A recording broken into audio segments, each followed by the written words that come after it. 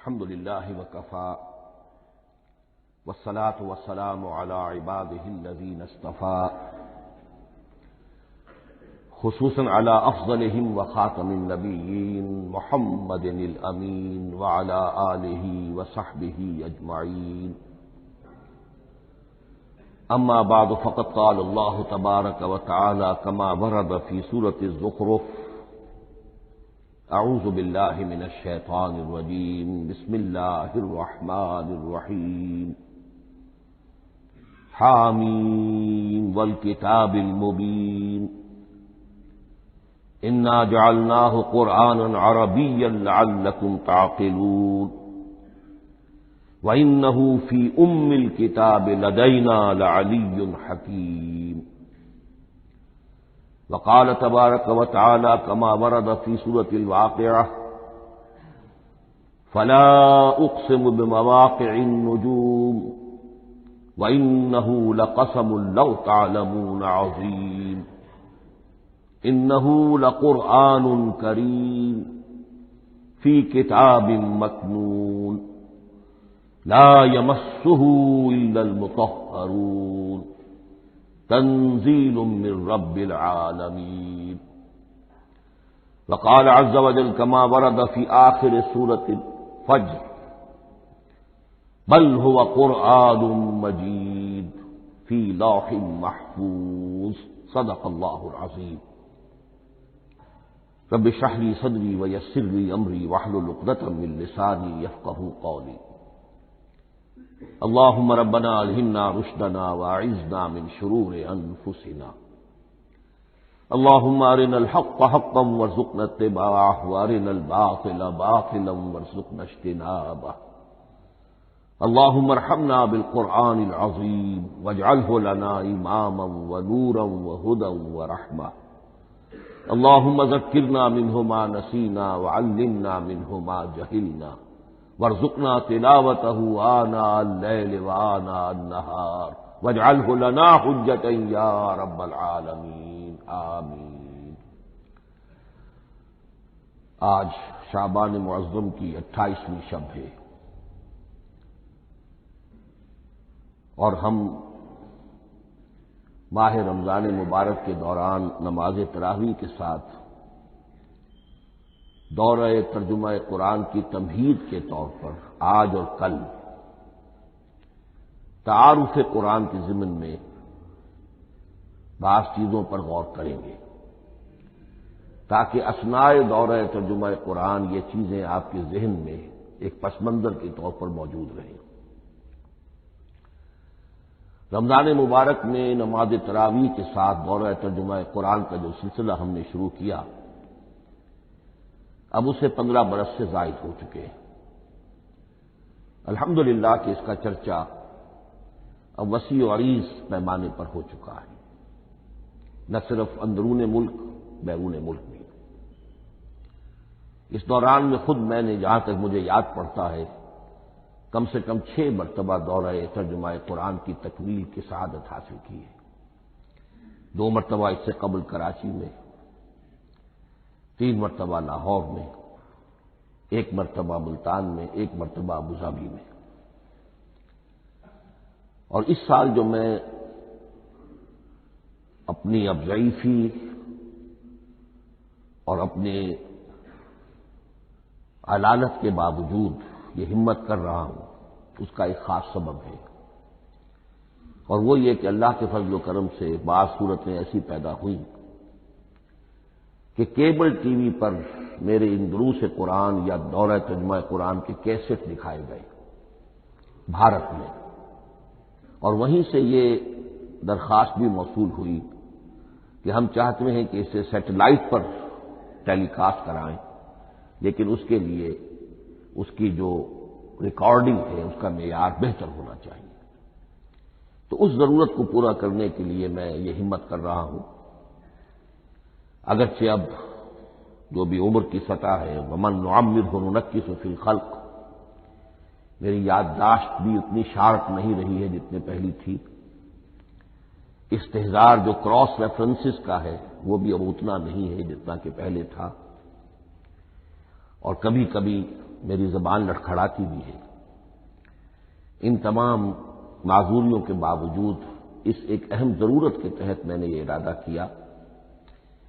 میں خود بھی اللہ سے دعا کرتا ہوں، آپ بھی اللہ سے دعا فرمائیں کہ اس ارادے کی تکمیل ہو جائے اور اس سلسلے کو اللہ تعالیٰ اپنے کلام پاک کے پیغام اور علم اور حکمت کی ایک بڑے پیمانے پر پورے عالم انسانیت میں پھیلانے کا ذریعہ بنا دے۔ تعارف قرآن کے ضمن میں سب سے پہلی بات جو سمجھنے کی ہے وہ یہ کہ قرآن مجید کے بارے میں ہمارا اجمالی عقیدہ کیا ہے۔ یہ 3 جملوں پر مشتمل ہو سکتا ہے۔ ہمارے نزدیک قرآن اللہ کا کلام ہے جو محمد الرسول اللہ صلی اللہ علیہ وسلم پر نازل ہوا، اور تیسرے یہ کہ یہ مکمل محفوظ شکل میں موجود ہے بنوعاً، اس میں نہ کوئی تحریف ہوئی ہے نہ کوئی تبدیلی ہوئی ہے۔ یہ کم سے کم 3 اجزاء ہیں ہمارے عقیدے کے قرآن مجید کے بارے میں۔ لیکن اب اس کی کچھ علمی توضیحات۔ سب سے پہلے یہ کہ کلام ہونا، اس کا اللہ کا کلام ہونا، اس لیے کہ آپ کے علم میں ہے یہ تورات جو حضرت موسیٰ علیہ السلام کو دی گئی تھی وہ لکھی ہوئی شکل میں پتھر کی تختیوں پر لکھی ہوئی صورت میں دی گئی تھی، اور قرآن مجید کی تنزیل جو محمد رسول اللہ صلی اللہ علیہ وسلم پر ہوئی ہے وہ ایک مختلف صورت میں ہوئی ہے۔ اس کو قرآن مجید خود اللہ کا کلام قرار دیتا ہے۔ چنانچہ سورہ توبہ کی آیت ہے، آیت نمبر 6، وَإِنْ أَحَدٌ مِّنَ الْمُشْرِكِينَ اسْتَجَارَكَ فَأَجِرْهُ حَتَّى يَسْمَعَ كَلَامَ اللَّهِ ثُمَّ أَبْلِغْهُ مَأْمَنَهُ۔ جب ہجرت کے 9ویں سال آخری وارننگ دی گئی تھی مشرکین عرب کو کہ اب صرف تمہیں چند مہینے کی مہلت دی جا رہی ہے، اس دوران میں آخری فیصلہ کر لو اسلام قبول کرنا ہے یا نہیں، اس لیے کہ اس کے بعد مشرکین عرب کے لیے کوئی رعایت نہیں ہوگی، جو لوگ اسلام قبول نہیں کریں گے انہیں تہہ تیغ کر دیا جائے گا۔ فَإِذَا انْسَلَخَ الْأَشْهُرُ الْحُرُمُ فَاقْتُلُوا الْمُشْرِكِينَ حَيْثُ وَجَدتُّمُوهُمْ۔ جب یہ مہلت ختم ہو جائے تو ان مشرکین کا قتل عام کرو۔ اس کی وضاحت پھر جب سورہ توبہ ہم پڑھیں گے تو اس وقت ہوگی، اس وقت یقیناً ذہن میں کچھ اشکالات آئیں گے، لیکن اس وقت اس ضمن میں تفصیلی بحث کا موقع نہیں۔ اب اس میں ایک استثناء رکھا گیا کہ ایک مشرک ہے وہ چاہتا ہے کہ اتنا بڑا چیلنج جو ہمیں دے دیا گیا تو ہمیں موقع دیا جائے کہ ہم آئیں، آپ کے پاس بیٹھیں، کچھ دن رہیں، اللہ کا کلام سنیں، آپ کیا بات منوانا چاہتے ہیں، اس کے لیے کیا دلائل ہیں، اس کو اچھی طرح سمجھیں، اس کا ہمیں موقع ہونا چاہیے۔ اس کے لیے یہ آیت نازل ہوئی کہ وَإِنْ أَحَدٌ مِّنَ الْمُشْرِكِينَ اسْتَجَارَكَ، اے نبی اگر ان مشرکین میں سے کوئی شخص آپ سے پناہ طلب کرے فَأَجِرْهُ، اسے پناہ دیجیے، حَتَّى يَسْمَعَ كَلَامَ اللَّهِ، یہاں تک کہ وہ اللہ کا کلام سن لے، ثُمَّ أَبْلِغْهُ مَأْمَنًا، پھر یہ بھی نہیں کہ اسی وقت اسے کہا جائے کہ تم مانتے ہو یا نہیں مانتے، نہیں، پھر اسے اس کے امن کے مقام پر پہنچا دو۔ یہ جو آیت ہے اس میں لفظ کلیئر آ گیا کہ قرآن مجید اللہ کا کلام ہے۔ لیکن اب اسی تل کے اوٹ میں پہاڑ والا مسئلہ ہے، ٹپ آف آئس برگ، اس کے نیچے وہ کتنا بڑا تودہ ہوتا ہے۔ کلام جو ہے اللہ تعالی کی صفت ہے، اور یہ بڑا مسئلہ گہرا ہے، اور علم کلام کا ایک بڑا پیچیدہ مسئلہ ہے کہ ذات باری تعالی اور اس کی صفات کے مابین کیا ربط و تعلق ہے۔ آیا صفات ذات کا جز ہیں، جزو لا ینفک ہے، حصہ ہے، یا کچھ زائد بر ذات، جس کو علامہ اقبال نے ایک جگہ کہا ہے صفات ذات حق، حق سے جدا یا عین ذات۔ یہ ہمارے علم کلام کا ایک بڑا پیچیدہ مسئلہ ہے، لیکن یہ کہ اس میں متکلمین کا جو تقریباً اجماعی فیصلہ ہے وہ 2 لفظوں میں آتا، لا عین ولا غیر۔ اللہ کی صفات نہ تو اس کی ذات کا عین ہے نہ اس کی ذات سے غیر ہے، بہت پیچیدہ شکل ہے، اور یہ بھی اس وقت کا میرا موضوع نہیں ہے، میں صرف کسی اور موضوع کے لیے صرف حوالے دے رہا ہوں۔ بہرحال قرآن مجید کا جو تعلق ہے ذات باری تعالیٰ کے ساتھ، وہ اس مسئلے سے بخوبی واضح ہو جاتا ہے کہ چونکہ یہ اللہ تعالیٰ کی صفت ہے، اور صفت کو ہم یہ نہیں کہہ سکتے کہ وہ ذات باری تعالیٰ سے جدا ہے، یہ بھی نہیں کہہ سکتے کہ اس کی ذات کا جزو لا ينفک ہے۔ کچھ اسی طرح کا تعلق ہے قرآن مجید کا ذات باری تعالیٰ کے ساتھ، لیکن یہ مسئلہ قرآن مجید میں خود بیان ہوا، اور سورہ حشر کی آیت میں تو یہ فرمایا گیا، اللہ تعالیٰ نے اپنے اس کلام کی عظمت کو یوں بیان کیا، وہ عظمت کما ہیا، جیسے کہ وہ فی الواقع ہے، اور جس کا کہ گویا کہ پورا ادراک ہمارے لیے اپنی بہت سی محدودیتوں کی وجہ سے ممکن نہیں ہے، لیکن ایک تمثیل کے پیرائے میں سمجھایا، لو انزلنا ھذا القرآن علی جبل لرأیتہ خاشعا متصدعا من خشیۃ اللہ وتلک الامثال نضربها للناس لعلهم یتفکرون۔ اگر ہم نے اس قرآن کو کسی پہاڑ پر اتار دیا ہوتا تو تم دیکھتے کہ وہ دب جاتا اور پھٹ جاتا اللہ کے خوف سے۔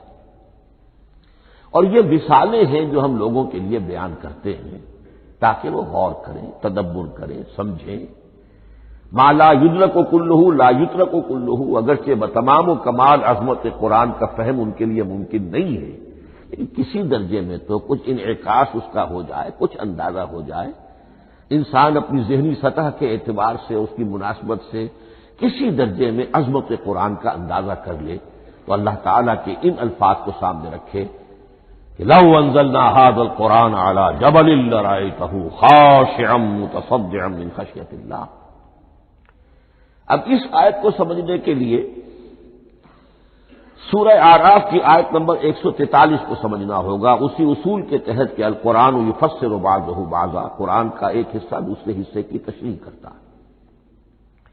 وہاں یہ واقعہ بیان ہوا ہے کہ حضرت موسیٰ علیہ السلام کو جب اللہ تعالیٰ نے کوہ طور پر طلب فرمایا 30 راتوں کے لیے، جس میں بعد میں 10 کا اضافہ کر کے وہ ایک 40 رات کا ایک کورس بنا، دن رات،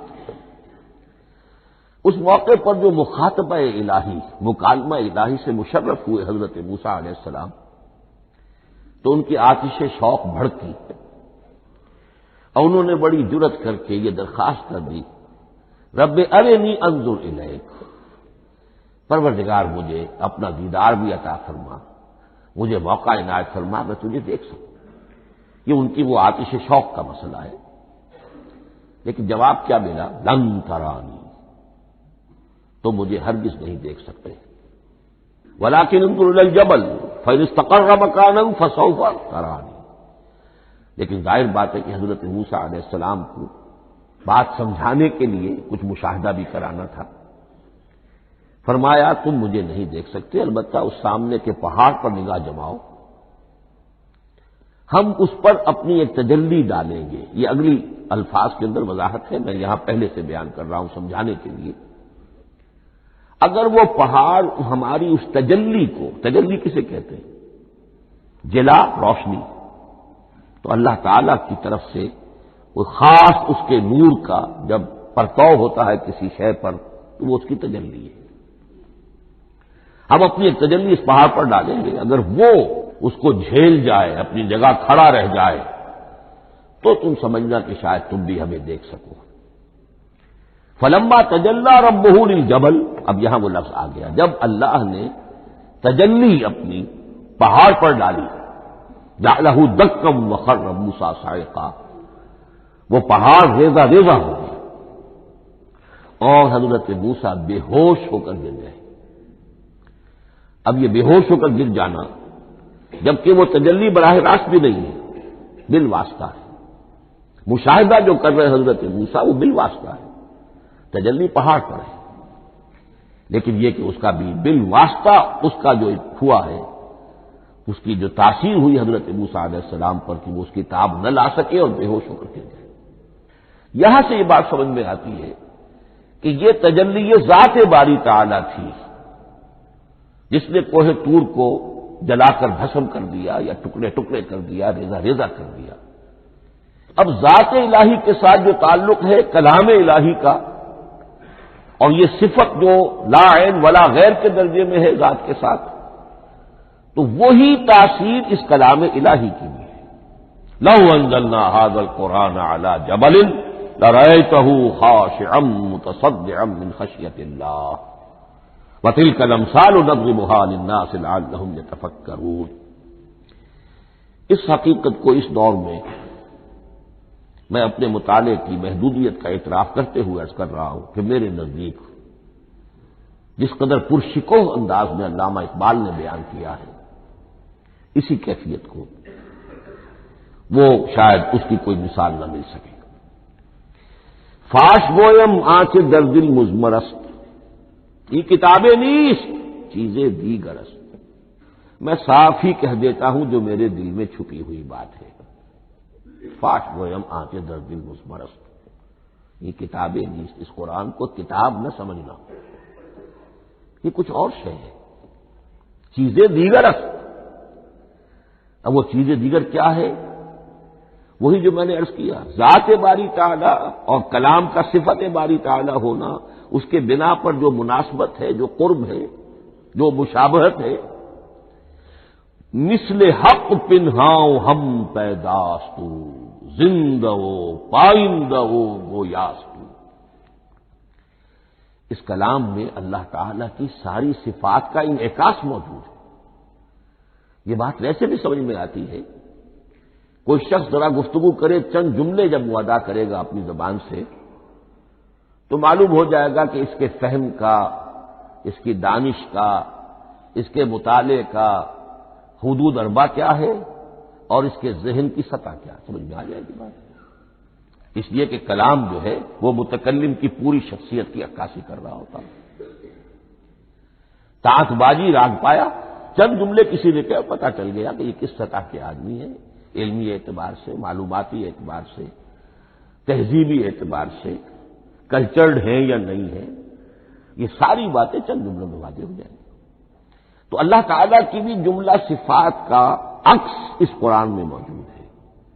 ان میں سے جن چند چیزوں کا ذکر علامہ نے شعر میں کیا، وہ جو سورہ حدید کی آیت ہے، هو الاول والآخر والظاہر والباطن، اللہ الظاہر بھی ہے الباطن بھی ہے،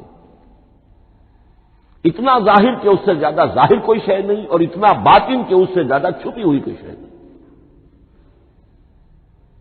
اسی لیے حضور سے جو منقول ہیں الفاظ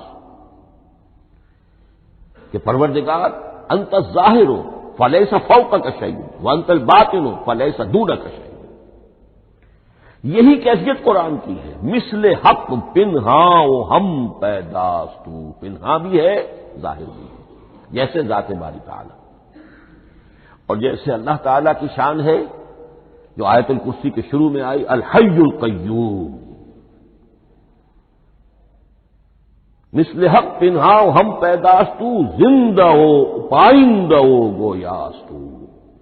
یہ قرآن جو ہے اللہ تعالی کی صفات کا ایک عکس اپنے اندر رکھتا ہے۔ اس سے ذرا آگے چلیے، کلام کے بارے میں۔ اب کلام الہی ظاہر بات ہے کہ صفت ہے، اور صفت قدیم ہے، اللہ کی صفات حادث نہیں ہے، اللہ کی ذات بھی قدیم ہمیشہ سے ہے، اور اس کی صفات بھی قدیم ہمیشہ سے۔ اور یہ جو کلام الہی ہے، ظاہر بات ہے کہ یہ جو ہماری زبان کے حروف و اصوات ہیں، کلام الہی تو ان سے منزہ ہے، مبرہ ہے، ماورا ہے، اعلیٰ ہے، عرفہ ہے۔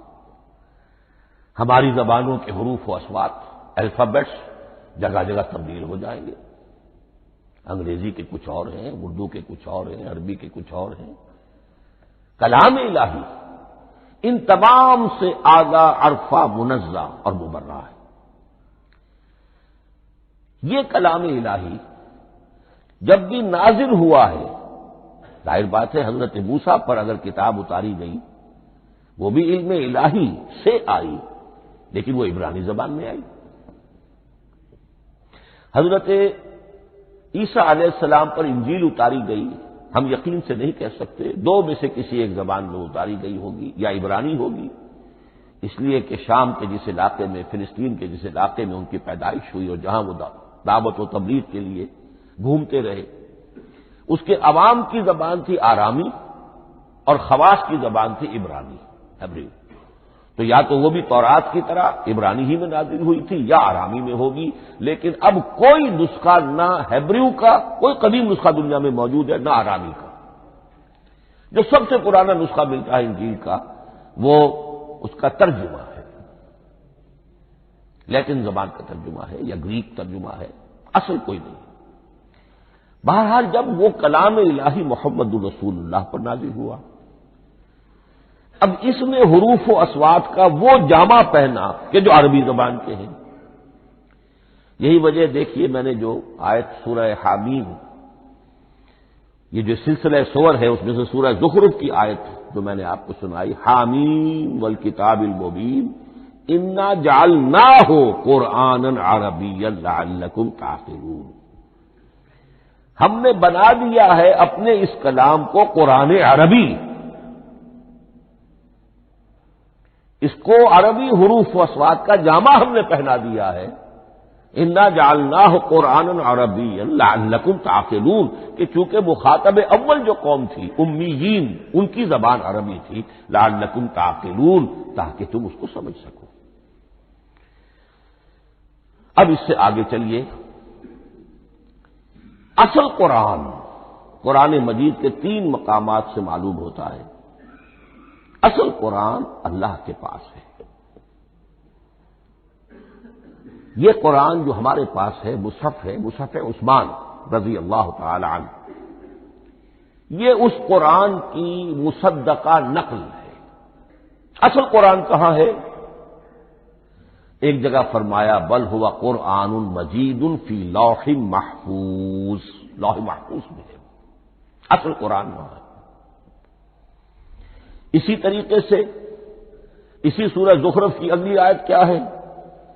ہم نے اسے عربی قرآن بنا کر اتارا، لیکن اصل قرآن کیا ہے؟ وَإِنَّهُ فِي أُمِّ الْكِتَابِ لَدَيْنَا لَعَلِيٌّ حَكِيمٌ، حقیقت میں تو یہ ام الکتاب میں ہے جو ہمارے پاس ہے،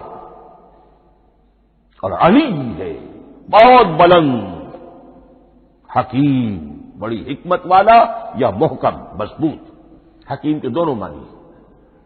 استحکام بھی اسی ہے کاف اور میم کے مادے سے بنا ہے، کسی شے کا پختہ ہو جانا، مضبوط ہو جانا، اور عقل کی پختگی وہ حکمت ہے، وہ دانائی ہے۔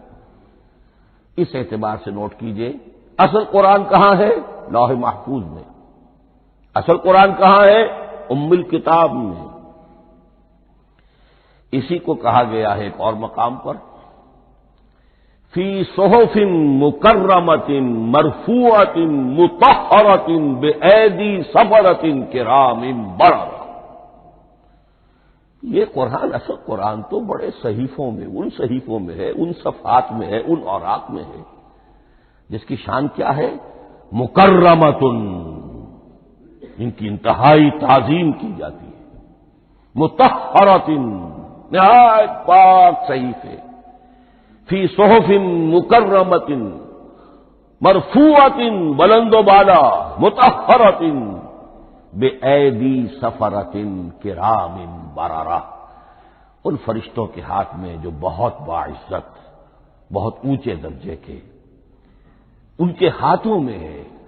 وہ لوگ ہیں کہ جب جن کی تحویل میں ہے یہ کلام پاک، فی صحف مکرمۃ مرفوعۃ مطہرۃ بأیدی سفرۃ کرام بررہ۔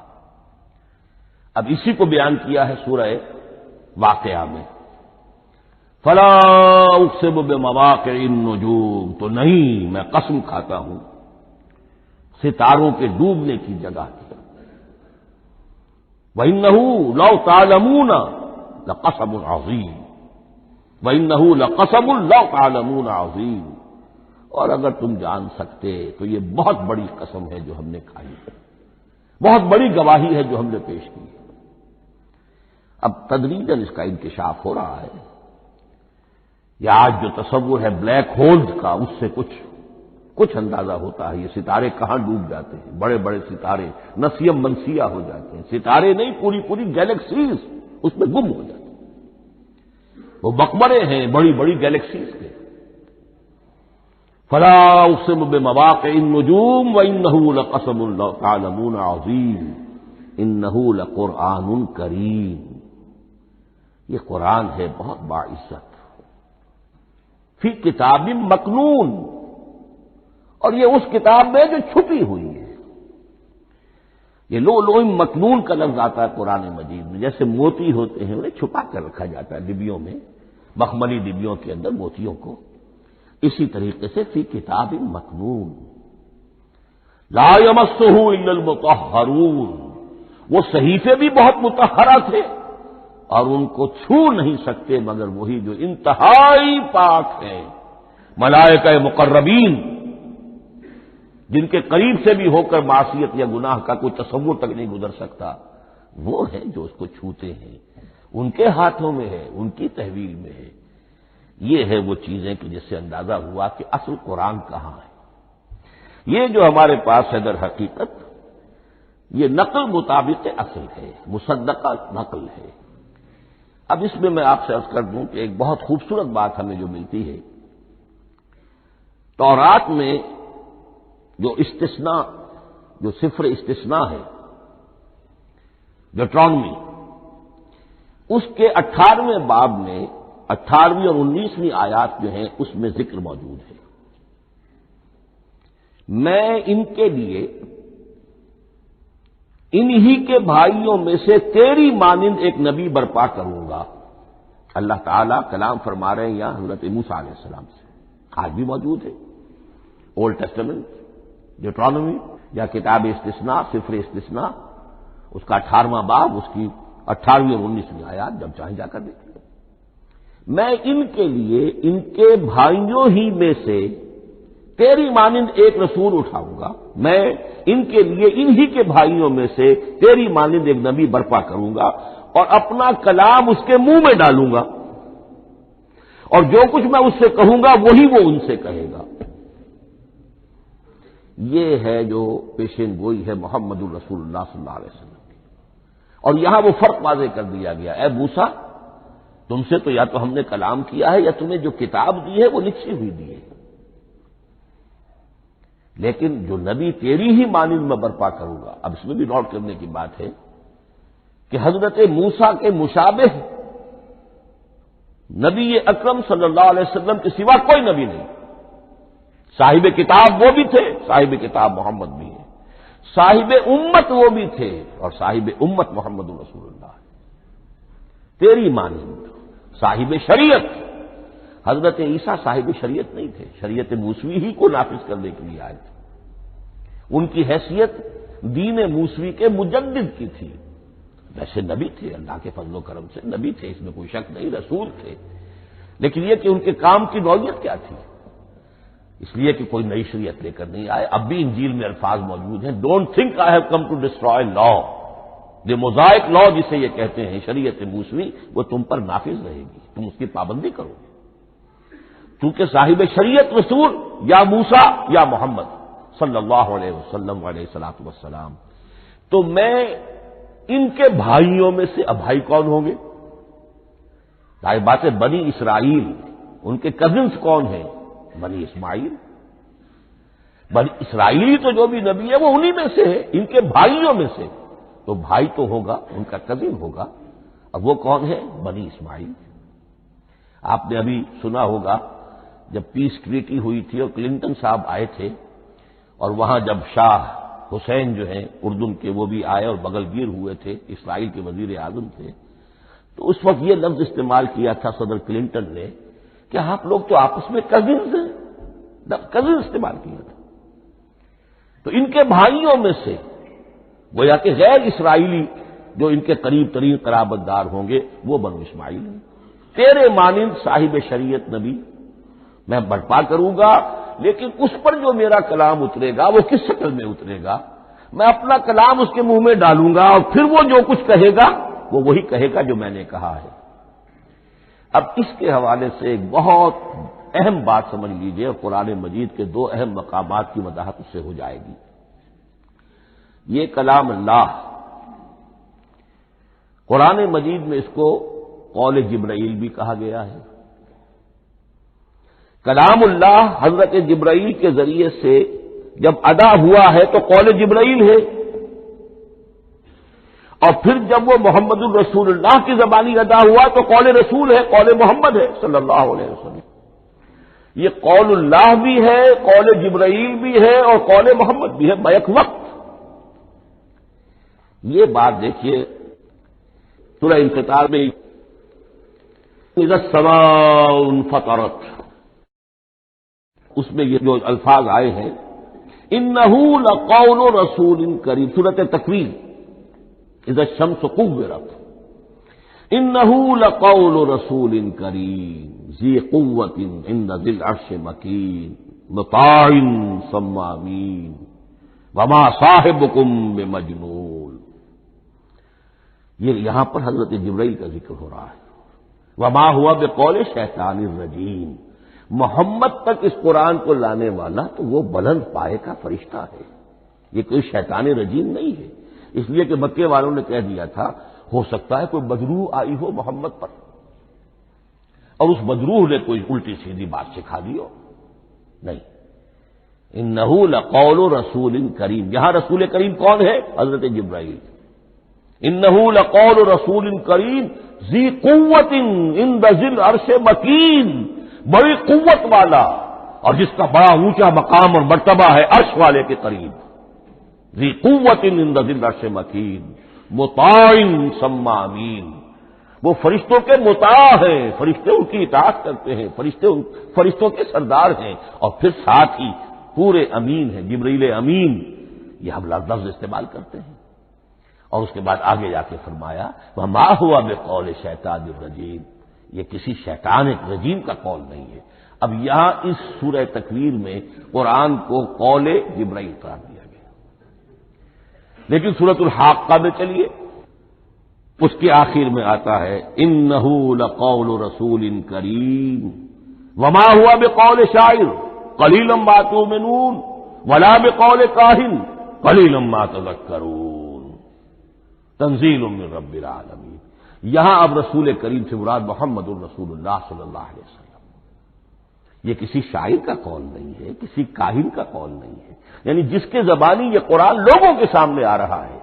جبرائیل کا قول ہو کر تو محمد پر نازل ہوا صلی اللہ علیہ وسلم، لیکن اب لوگوں کے سامنے وہ قول محمد بن کر آ رہا ہے۔ انہ لقول رسول کریم وما ہوا بقول شاعر قلیلا ما تؤمنون ولا بقول کاہن قلیلا ما تذکرون تنزیل من رب العالمین۔ تو قرآن مجید کلام اللہ ہے، پھر وہ قول جبرائیل بنا جب جبرائیل نے آ کر محمد کو سنایا، اور پھر وہ قول محمد بنا جب محمد کی زبان مبارک سے لوگوں نے اسے سنا، اہل عرب نے سنا، اور پھر وہ بات پھیلتی چلی گئی۔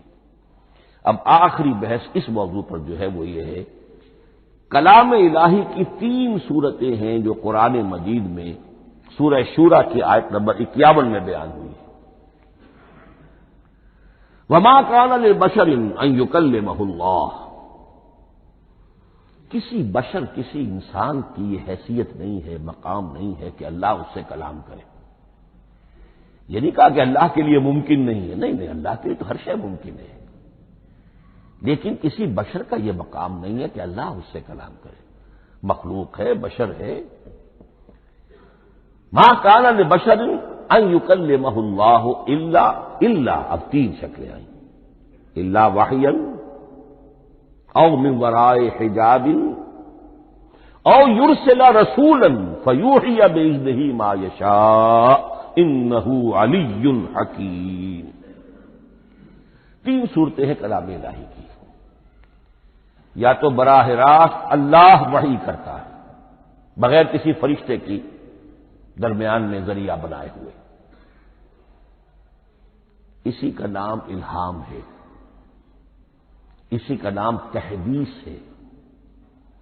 یہ غیر نبی کے ساتھ بھی ہوتا ہے، حضور نے فرمایا ہر نبی کی امت میں محدث ہوتے تھے جن سے اللہ کلام کرتا تھا، اور میری امت کا محدث عمر ہے رضی اللہ تعالی عنہ۔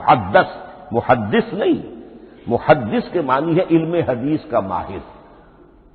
امام بخاری محدث ہے، امام مسلم محدث ہے۔ محدث تحدیث سے مفعول بنا، جس سے بات کی جاتی ہے محدث۔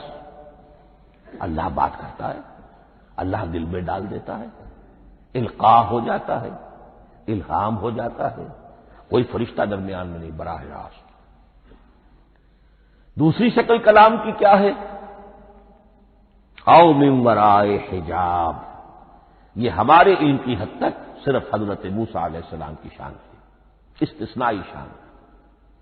وَكَلَّمَ اللَّهُ مُوسَىٰ تَكْلِيمًا، اور موسیٰ کے ساتھ تو اللہ نے کلام فرمایا جیسے کہ کلام کیا جاتا ہے۔ فرق کیا تھا؟ من ورائے حجاب، پردہ تھا، دیکھ نہیں سکتے تھے، تبھی تو ان کی وہ آتشی شوق بھڑکی تھی۔ کیا قیامت ہے کہ چلمن سے لگے بیٹھے ہیں، ساتھ چھپتے بھی نہیں، سامنے آتے بھی نہیں، کلام بھی فرما رہے ہیں، لیکن یہ کہ بات مجھے دیدار عطا کرنے کے لیے تیار نہیں، رب ارنی انظر الیک۔ لیکن یہ جو کلام ہے ہمارے علم کی حد تک براہ راست اس دنیا میں حضور سے ہوا ہے معراج کی شب، لیکن وہ 7ویں آسمان پر ہوا۔ اس دنیا میں ہمارے علم کی حد تک یہ کلام براہ راست من ورائے حجاب صرف حضرت موسیٰ علیہ السلام کی استثنائی شان ہے۔ اور تیسرا ہے او یرسل رسولا فیوحی باذنہ ما یشاء، یا تیسری صورت یہ کہ اللہ کسی پیغامبر کو بھیجتا ہے جو وحی کرتا ہے جو اللہ چاہتا ہے۔ یہ تیسری شکل ہے وحی کی۔ قرآن مجید اس تیسری شکل میں نازل ہوا ہے محمد الرسول اللہ صلی اللہ علیہ وسلم۔ حضور کو جو الہام ہو جاتے تھے، جو حضور کو القاء ہو جاتا تھا، جو آپ کے دل میں براہ راست اللہ کی طرف سے وحی آتی تھی، وہ قرآن میں شامل نہیں ہے۔ اگرچہ حضور کے خواب بھی سچے تھے، وہ بھی اللہ کی طرف سے ہوتے تھے، شیطان کی آمیزش نہیں ہو سکتی تھی، لیکن یہ بھی قرآن میں شامل نہیں ہے۔ قرآن میں شامل ہے تیسری قسم کی وحی، او یرسل رسولا، پھر ہم بھیجتے ہیں ایک پیغامبر کو فرشتوں میں سے۔ اللہ یصطفی من الملائکۃ رسلا ومن الناس، اللہ چن لیتا ہے فرشتوں میں سے بھی اپنا پیغامبر اور انسانوں میں سے بھی۔ تو فرشتے کے ذریعے سے ایک فرشتہ جو اللہ سے لیتا ہے اور انسان رسول انسان تک پہنچا دیتا ہے۔ اب وہ رسول انسان، رسول بشر جو ہے وہ اپنے ہم نوع ہم جنس لوگوں کو پہنچاتا ہے۔ تو اللہ یصطفی من الملائکۃ رسلا ومن الناس، یہاں وہی بات فرمائی او یرسل رسولا فیوحی باذنہ ما یشاء، پھر وہ وحی کرتا ہے اللہ کے حکم سے جو اللہ چاہتا ہے۔ یہ کلام الہی کی یہ تیسری شکل ہے جو محمد الرسول اللہ صلی اللہ علیہ وسلم پر نازل ہوا، اور وہ ہے قرآن حکیم۔ اب ایک اور بحث جو علمی ہے وہ یہ ہے کہ حضور پر جو اس کا نزول ہوا اس کی کیفیات کیا تھی۔ دو الفاظ استعمال ہوتے ہیں، انزال بھی اور تنزیل بھی۔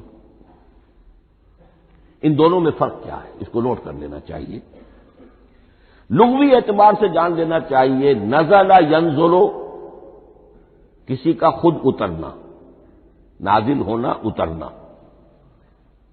انزل ینزل دفعتن اتار دینا، کسی اور نے کسی شے کو دفعتن نیچے اتار دیا۔ یہی مفہوم نزلہ کے ساتھ بے لگ جائے تو آ جاتا ہے، با کے ساتھ نزلہ بہی، یہ اتارنے کے مفہوم میں آئے گا۔ لفظی ترجمہ یہ بھی کر سکتے وہ اترا اس شے کے ساتھ، نزلہ بہ الروح الامین، اس کو لے کر نازل ہوا خود روح الامین فرشتہ علی قلب کا، اے محمد صلی اللہ علیہ وسلم آپ کے قلب مبارک پر۔ تو نزلہ بے اور انزال اس کے معنی ایک ہی ہے، لیکن اگلا لفظ ہے تنزیل، نزل ینزل تنزیلا، اس کے معنی ہے رفتہ رفتہ، تدریجاً، نجمن نجمن، تھوڑا تھوڑا کر کے، وقفے وقفے سے اتارنا۔ جیسے عربی میں اعلام کہیں گے کسی کو کچھ بتا دینا، باخبر کر دینا، مطلع کر دینا، بھائی مطلع کر دیا میں نے، اب تم جانو تمہارا کام، یہ اعلام کہلائے گا۔ تعلیم کسے کہتے ہیں؟ سکھانا درجہ بدرجہ، دیکھنا اس کی استعداد کیا ہے، آج یہ کیا بات سمجھ سکتا ہے، میں اتنے ہی درجے تک سمجھاؤں، اب کل میں اسے مزید سمجھاؤں گا، پرسوں مزید سمجھاؤں گا۔ یہ درجہ بدرجہ کسی شے کو سمجھانا یہ تعلیم ہے۔ تو انزل ینزل انزالا، یہ ہے اتار دینا دفعتاً، اور نزل ینزل تنزیلا، یہ ہے تدریجاً اتارنا۔ اب قرآن مجید کے لیے یہ دونوں الفاظ مستعمل ہیں، لیلۃ القدر اور لیلۃ المبارکہ۔ اب یہ دو بھی نوٹ کر لیجئے، قرآن مجید میں چونکہ اہم مضامین کم سے کم دو جگہ پر ضرور آتے ہیں۔ انا انزلناہ فی لیلۃ القدر، یہاں انزلنا ہے، نزلنا نہیں ہے، انزلنا ہے، ہم نے اتارا اس کو لیلۃ القدر میں۔ اور باقی صورت تو آپ کو یاد ہوگی، وما ادراک ما لیلۃ القدر، لیلۃ القدر خیر من الف شہر، تنزل الملائکۃ والروح فیہا باذن ربہم من کل امر، سلام ہی حتی مطلع الفجر۔ لیکن یہ اہم مضمون قرآن مجید میں دوسری جگہ بھی ہے، سورہ دخان کے شروع میں فرمایا حامیم والکتاب المبین انا انزلناہ فی لیلۃ مبارکۃ انا کنا منذرین فیہا یفرق کل امر حکیم امرا من عندنا انا کنا مرسلین رحمتا من ربک انہ هو السمیع العلیم۔ یہ لیلۃ المبارکہ ہے، ایک ہی ہے، لیلۃ القدر اور لیلۃ المبارکہ، ان دونوں کے لیے وہی انزلنا کا لفظ آیا۔ لیکن یہ کہ سابقہ کتابوں کے اعتبار سے قرآن مجید کا فرق واضح کیا گیا ہے، مثلا سورہ نساء کی آیت نمبر 136 بہت نمایاں ہے، بہت نمایاں ہے۔ وہاں فرمایا گیا یا ایھا الذین آمنوا آمنوا باللہ ورسولہ والکتاب الذی نزل علی رسولہ والکتاب الذی انزل من قبل۔ اے ایمان کے دعوے دارو، حقیقتاً ایمان لاؤ، ایسے ایمان لاؤ جیسے ایمان لانے کا حق ہے، اللہ پر بھی اور اس کے رسول پر بھی، اور اس کتاب پر بھی جو اللہ نے اپنے رسول پر نازل فرمائی، اور اس کتاب پر بھی جو اللہ نے پہلے نازل فرمائی۔ لیکن نازل کے لیے یہاں آیا حضور کے لیے والکتاب الذی نزل علی رسول، تنزیل کی شکل میں، اور تورات کے لیے والکتاب الذی انزل من قبل، وہ تو دفعۃ واحداً لکھی ہوئی تختیوں کی شکل میں حضرت موسیٰ علیہ السلام کو دے دی گئی تھی۔ تو یا ایھا الذین آمنوا آمنوا باللہ ورسولہ والکتاب الذی نزل علی رسولہ والکتاب الذی انزل من قبل۔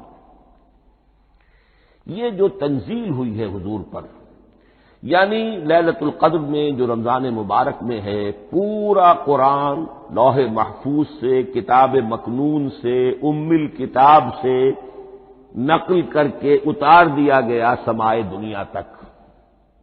پہلا آسمان جسے ہم کہتے ہیں سمائے دنیا، وہ آسمان جو قریب ترین ہے دنیا کے، وہاں سے اب یہ درجہ بدرجہ تھوڑا تھوڑا، چند آیتیں، چند سورتیں، پھر آیتیں، پھر سورتیں، یہ نازل ہوا محمد الرسول اللہ صلی اللہ علیہ وسلم پر۔ گویا کہ پہلا مرحلہ انزال کا ہے، پورا قرآن لوح محفوظ یا کتاب مکنون یا ام الکتاب سے نقل کر کے اتار دیا گیا سمائے دنیا تک۔ یہ ہے انزل ینزل انزالا، انا انزلناہ فی لیلۃ القدر انا انزلناہ فی لیلۃ مبارکہ۔ لیکن محمد الرسول اللہ پر یہ نازل ہوا اب تھوڑا تھوڑا، نجمن نجمن، درجہ بدرجہ، تدریجن، یہ ہے تنزیل۔ اس تنزیل کی حکمت قرآن مجید میں بیان ہوئی ہے، اور اس اعتبار سے کہ اہل عرب نے، اہل مکہ نے اعتراض کیا تھا کہ یہ پورا قرآن کیوں نہیں محمد ایک ہی مرتبہ پیش کر دیتے صلی اللہ علیہ وسلم۔ اس میں جو چیز مضمر تھی وہ یہ تھی کہ چونکہ یہ حقیقت میں اللہ کا کلام نہیں ہے، یہ محمد کا اپنا کلام ہے، تو کوئی شاعر دنیا میں ایسا نہیں ہے جو ایک دم اپنا پورا دیوان دے دے۔ وہ تو ساری عمر میں تھوڑا تھوڑا، آج غزل کہی، کل قصیدہ کہا، پرسوں کچھ اور کہا، پھر وہ جمع ہوتا ہے تو وہ دیوان بنتا ہے۔ اسی طریقے سے تو یہ کر رہے ہیں۔ اگر یہ اللہ کا کلام ہوتا تو بیک وقت آ جاتا۔ یہ تو ذرا محنت کرتے ہیں، کچھ اس کے اندر اس کو اپنی محنت سے کوشش کر کے کچھ موضوع کرتے ہیں، کلمات، الفاظ، اور اس طریقے سے رفتہ رفتہ لے کر آ رہے ہیں۔ اس لیے ان کا اعتراض نقل ہوا یہ، وقال الذین کفروا لولا نزل علیہ القرآن جملۃ واحدۃ، انہوں نے کیوں نہیں اترا یہ قرآن پورا کا پورا ایک ہی بار؟ یہ اعتراض تھا۔ اس اعتراض کے جو جوابات دیے گئے ہیں وہ نوٹ کیجیے کہ لوگوں کے حق میں یہ مفید ہے، یہ پورے قرآن کا تحمل ایک وقت میں کر نہیں سکتے۔ یہ پورا قرآن تو ایک ہی مرتبہ اگر پہاڑ پر بھی اتار دیا جاتا تو وہ پھٹ جاتا، دب جاتا۔ وَقُرْآنًا فَرَقْنَاهُ لِتَقْرَأَهُ عَلَى النَّاسِ عَلَى مُكْثٍ وَنَزَّلْنَاهُ تَنزِيلًا، سورہ بنی اسرائیل آیت 106۔ یہ وہ قرآن ہے ہم نے جس کو ٹکڑے ٹکڑے کر کے فرق نہ ہو، فرق توڑ دینا، تھوڑا تھوڑا کر کے ہم نے کر دیا، لِتَقْرَأَهُ عَلَى النَّاسِ عَلَى مُكْثٍ، تاکہ آپ اسے پڑھ کر سنائے لوگوں کو وقفے وقفے سے، تاکہ وہ سہار سکیں، سنبھال سکیں، برداشت کر سکیں۔ وَنَزَّلْنَاهُ تَنزِيلًا، اسی وجہ سے ہم نے اسے نازل کیا ہے بطرز تنزیل، بطرز انزال نہیں، بطرز تنزیل۔ وَقُرْآنًا فَرَقْنَاهُ لِتَقْرَأَهُ عَلَى النَّاسِ عَلَى مُكْثٍ وَنَزَّلْنَاهُ تَنزِيلًا۔ ایک حکمت تو ہو گئی عوام کے لیے، ایک حکمت خود رسول کے لیے صلی اللہ علیہ وسلم۔ كَذَلِكَ لِنُثَبِّتَ بِهِ فُؤَادَكَ وَرَتَّلْنَاهُ تَرْتِيلًا، ذرا نوٹ کیجیے، قلب محمدی کے لیے بھی اس پورے کلام کا ایک دم سہار آسان کام نہیں تھا۔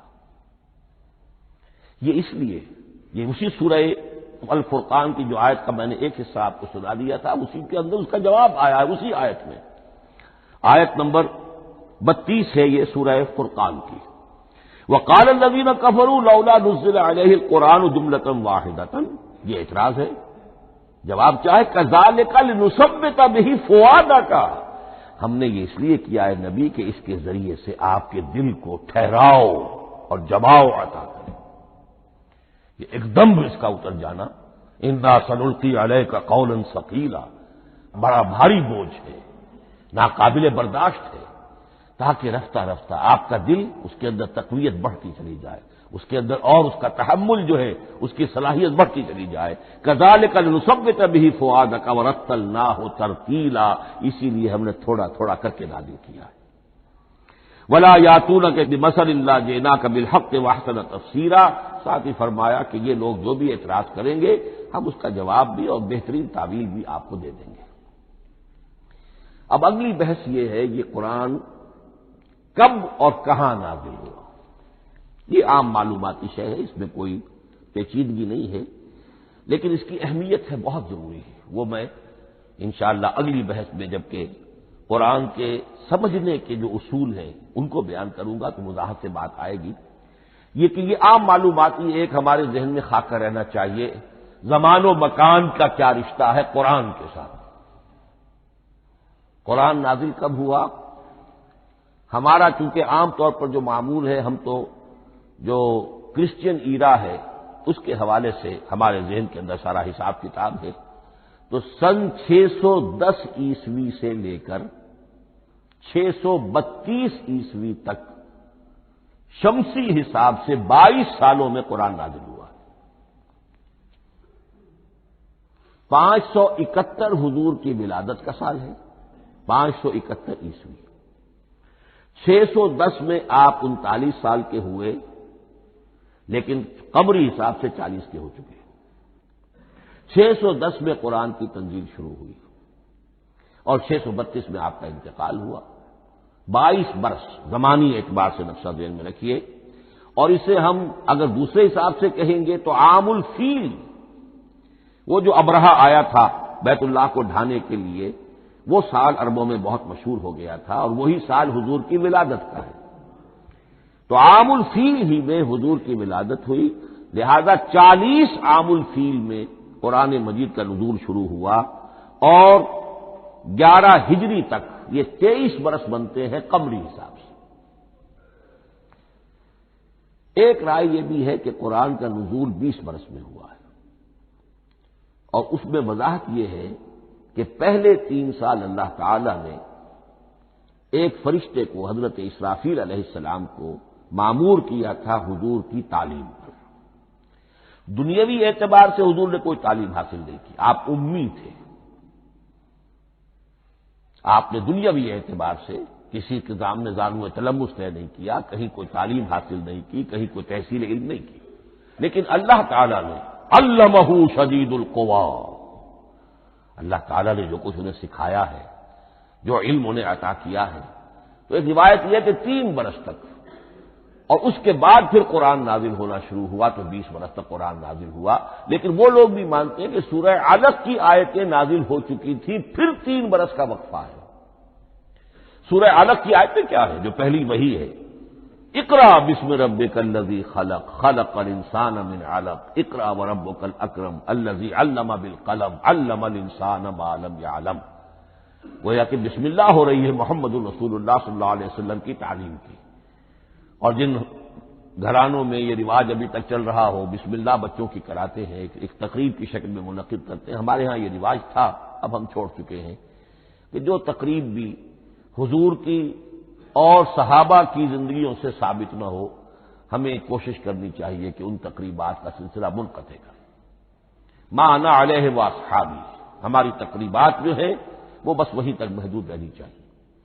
بہرحال وہ جو ایک چلتی ہے روایت، 4 سال 4 مہینے 4 دن کا بچہ یا بچی ہو تو بسم اللہ یہی آیتیں پڑھی جاتی ہیں، پڑھ تو نہیں سکتا، انگلی رکھ کر پڑھانے والا کوئی عالم دین بیٹھ جاتا ہے سامنے، وہ نہا دھو کر بچہ یا بچی بیٹھی ہوئی ہے، اور اس کو اقرا بسم ربک الذی خلق خلق الانسان من علق اقرا وربک الاکرم الذی علم بالقلم علم الانسان ما لم يعلم۔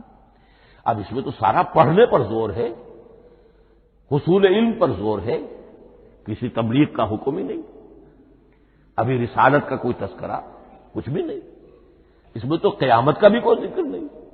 اب اس کے بعد روایت یہ ہے کہ 3 برس تک پھر حضرت اسرافیل دن رات حضور کے ساتھ رہے ہیں اور آپ کی تعلیم ہوئی ہے، اور پھر 3 برس کے بعد پھر وحی کا سلسلہ شروع ہوا ہے، واللہ عالم۔ لیکن یہ کہ جب سورہ اقرا نازل ہو چکی ہے، اس کی 5 آیتیں، تو وہ 3 برس بھی اس کا وقفہ شمار ہوں گے، زمانہ نزول پھر وہی 23 برس رہے گا۔ اسی کے ساتھ میں نے عرض کیا تھا کہ دوسری بات یہ کہاں نازل ہوا قرآن۔ ایک لفظ میں تو یہ سمجھ لیجئے یہ حجاز میں نازل ہوا۔ حجاز جزیرہ نمائے عرب کا ایک خاص حصہ ہے، پہاڑی سلسلہ، یوں سمجھ لیجئے، اس کو ذہن میں رکھیے، جزیرہ نمائے عرب جو ہے وہ شمال سے جنوب کی طرف چوڑا ہوتا جاتا ہے، شمال میں شام اور عراق کی طرف جاتا ہے تو وہ تنگ ہے، پھر نیچے چوڑا ہو رہا ہے۔ اس کا جو مغربی ساحل ہے، جس پر جدہ کی بندرگاہ بھی ہے، یمبو کی بھی ہے، اس کے کہیں وہ ایک میدان شروع ہوتا ہے ساحل سے، کہیں وہ بہت مختصر ہے، کہیں خاصا چوڑا ہے، اس کو کہتے ہیں تہامہ۔ پھر ایک پہاڑی سلسلہ ہے، اس کو کہتے ہیں حجاز۔ یہ پہاڑی سلسلہ جو ہے اس کے بعد جو ہے وہ نجد کہلاتا ہے، وہ سطح مرتفع ہے، پلیٹو۔ تو یہ 3 حصے ہیں جزیرہ نمائے عرب کے جغرافیائی اعتبار سے، اور حجاز کہتے بھی ہیں پردے کو، حاجزن، پردہ جو 2 چیزوں کے درمیان حائل ہو جائے۔ تو یوں سمجھیے کہ یہ فلیٹ ہے نجد کا، اور یہ فلیٹ ہے میدان، یہ ہے تہامہ کا، اور درمیان میں یہ پہاڑی سلسلہ کھڑا ہوا ہے، تو یہ گویا کہ ان دونوں کو جدا کر رہا، یہ حجاز ہے۔ اس حجاز ہی کا شہر مکہ ہے، اس حجاز ہی کا شہر مدینہ ہے، اس حجاز ہی کا شہر طائف ہے، اس حجاز ہی کی آخری ٹپ سمجھ لیجئے تبوک ہے۔ تو حضور صلی اللہ علیہ وسلم کی پوری زندگی آغاز وحی کے بعد سے لے کر وہ اسی علاقے کے اندر، پہلے آپ مکے میں تھے، قرآن مجید کی جو صورتیں اس دور میں نازل ہوئیں یا آیتیں نازل وہ مکیات کہلاتی ہیں۔ پھر آپ نے ہجرت کی، اور ہجرت کر کے جب آپ جا رہے تھے اس دوران میں بھی کچھ قرآن نازل ہوا اثناء ہجرت میں۔ پھر آپ مدینے تشریف فرما ہوئے، اب وہ ہم کہتے ہیں مدنی قرآن، لیکن مدنی قرآن سارا مدینے میں نازل نہیں ہوا۔ آپ کبھی جا رہے کسی مہم پر، کسی جنگ کے لیے، غزوہ بدر کے لیے آ گئے ہیں، تو وہاں جو آیات نازل ہو رہی ہیں وہ مدینے میں تو نہیں ہو رہی۔ براڈ تقسیم تو یہی ہے، مکی مدنی۔ ہجرت سے قبل جو کچھ نازل ہوا وہ مکی، ہجرت کے بعد جو کچھ نازل ہوا وہ مدنی۔ لیکن صرف مدنی کہنا صحیح نہیں ہے، اثناء سفر تبوک، اتنا طویل سفر ہے آپ کا، اس کے دوران آتے جاتے قرآن نازل ہوتا رہا۔ لیکن یہ بات نوٹ کر لیجئے کہ پورا قرآن حجاز ہی میں نازل ہوا ہے، یہ تمام شہر، یہ تمام علاقہ حجاز کہلاتا ہے۔ ایک اور بحث جو ہم اسی اپنی پہلی نشست میں مکمل انشاءاللہ کر لیں گے وہ ہے محفوظیت قرآن کی بحث۔ میں نے عرض کیا تھا کہ 3 چیزوں پر ہمارا عقیدہ مشتمل ہے۔ یہ اللہ کا کلام ہے، نمبر 1، نازل ہوا محمد الرسول اللہ پر صلی اللہ علیہ وسلم، اسی لیے ہم نے کلام سے متعلق کچھ مباحث علمی گہرائی میں اتر کر وہ سمجھے، حضور پر اس کے نزول، انزال اور تنزیل کے مختلف مراحل کو سمجھا۔ اب اس کی محفوظیت کے اعتبار سے واقعہ یہ ہے کہ واحد کتاب ہے پوری دنیا میں، واحد کتاب جس کے بارے میں دشمن بھی تسلیم کرتے ہیں، چاہے وہ اسے اللہ کا کلام نہ مانے، لیکن یہ مانتے ہیں کہ بعین ہی وہ شے جو محمد نے اپنی امت کو دی تھی آج بھی امت کے پاس صحیح موجود ہے۔ ظاہر بات ہے اگر تو اسے اللہ کا کلام مانے، وہی مانے، تب تو مسلمان ہی ہو گئے۔ وہ تو یہی کہتے ہیں کہ بہرحال محمد نے چاہے خود لکھا، تصنیف کیا، جو بھی کچھ کیا اس کو چھوڑ دیجئے، لیکن جو شے محمد نے اپنی امت کو دی تھی صلی اللہ علیہ وسلم بعین ہی وہ شے موجود ہے۔ تو یہ محفوظیت قرآن کی جو ہے، جبکہ کوئی اور دنیا کی کتاب اس کی مدعی ہی نہیں، تورات والوں کا سرے سے یہ دعویٰ ہی نہیں ہے۔ وہ تورات تو گم ہو گئی تھی نبوکدنضر کے حملے کے وقت، اس کے بعد سے دنیا میں تورات کا وجود نہیں ہے، اور پھر 100 برس کے بعد اپنی یادداشتوں سے مرتب کی ہے یہ تورات جو آج ہمارے سامنے ہے۔ انجیل کا جیسا کہ میں عرض کر چکا ہوں کوئی نسخہ جو ہے نہ عبرانی کا موجود ہے نہ آرامی زبان کا ہے، دنیا کی کوئی کتاب نہیں جو دعویٰ کر سکتی ہو۔ یہ قرآن جو شروع ہوتا ہے ذالک الکتاب لا ریب فیہ، یہ دعویٰ دنیا کی کسی اور کتاب نے خود کیا بھی نہیں۔ اس کی بھی جس قدر پرشکوہ الفاظ میں علامہ اقبال نے اس کی ترجمانی کی ہے انہی کا حصہ ہے۔ حرف اورا ریب نئے، تبدیل نئے، آیاش شرمندہ تعویل نئے۔ اس قرآن کے کسی حرف میں کوئی تحریف ہو جانا نہیں، امکان ہی نہیں قطعی طور پر۔ کسی لفظ کا بدل دیا جانا نہیں، حرف اورا ریب نئے، تبدیل نئے، اس میں کسی کا شک پر مبنی ہونا نہیں، آیاش شرمندہ تعبیر نئے۔ اس کی آیت کوئی بھی ایسی نہیں جسے تروڑا مروڑا جا سکے، یہ اپنی حفاظت خود کرتی ہے۔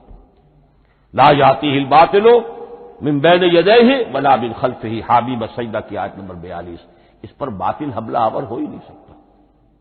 انا نحن نزلنا الذکر وانا لہ لحافظون، ہم ہی نے یہ الذکر نازل کیا ہے اور ہم ہی اس کی حفاظت کرنے والے۔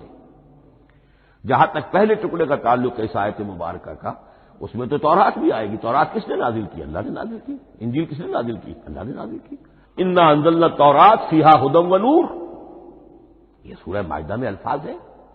انجیل کے بارے میں بھی ہم نے انجیل عطا کی عیسیٰ کو، فیہ ھدی ونور، لیکن یہ کہ انا نحن نزلنا الذکر، اس کو اس قدر تاکید کے ساتھ کہہ کر وَإِنَّا لَهُ لَحَافِظُونَ، اور ہم ہی اس کے محافظ ہیں۔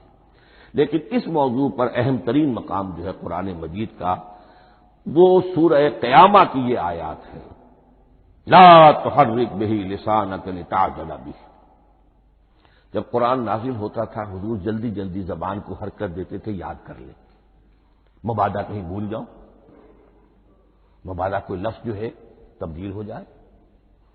یہ مشقت جو آپ جھیل رہے تھے اس سے اللہ نے روک دیا، ازراہ شفقت اور محبت۔ لا تحرک بہ لسانک لتعجل بہ، ان علینا جمعہ وقرآنہ، ہمارے ذمے ہے اس کو جمع کر دینا، آپ کے سینے میں جمع کر دیں گے اس کو۔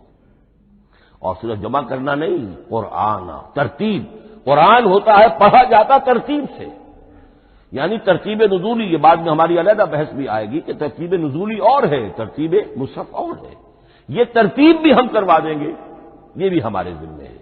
ان علینا جمعہ وقرآنہ فاذا قرأناہ فاتبع قرآنہ، پھر جب ہم جس ترتیب سے پھر آپ کو پڑھائیں اسی ترتیب کی پیروی کیجیے۔ یہ جو ہے کہ قرآن کا جمع اور تدوین، یہ بھی اللہ تعالیٰ نے اس کی ضمانت لی، اور اس کی ترتیب بھی اللہ تعالیٰ ہی کی ضمانت سے ہے۔ اس اعتبار سے محفوظیت قرآن کے یہ دونوں پہلو ہمارے سامنے رہنے چاہیے۔ بارک اللہ لی ولکم فی القرآن العظیم ونفعنی وإیاکم بالآیات والذکر الحکیم۔